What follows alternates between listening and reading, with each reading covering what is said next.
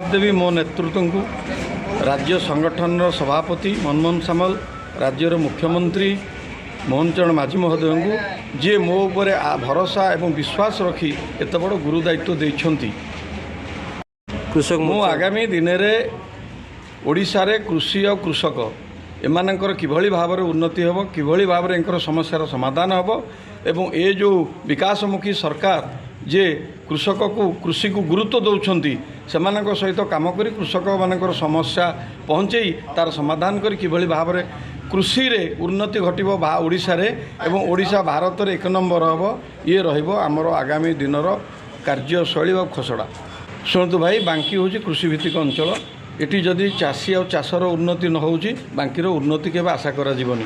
तेणु मु सब बेले कहे बांकी हूँ परिवार भंडार। बांकी अंचल परिवा पनीपरिया गले कटक भुवनेश्वर रे बजार परिवा मिले। तेणु बांकी को एका सांगे ओडिशार उन्नति सहित जोड़ी कृषक मानकर सबु समस्यार समाधान करने मोर रहिबो एक नंबर एजेंडा।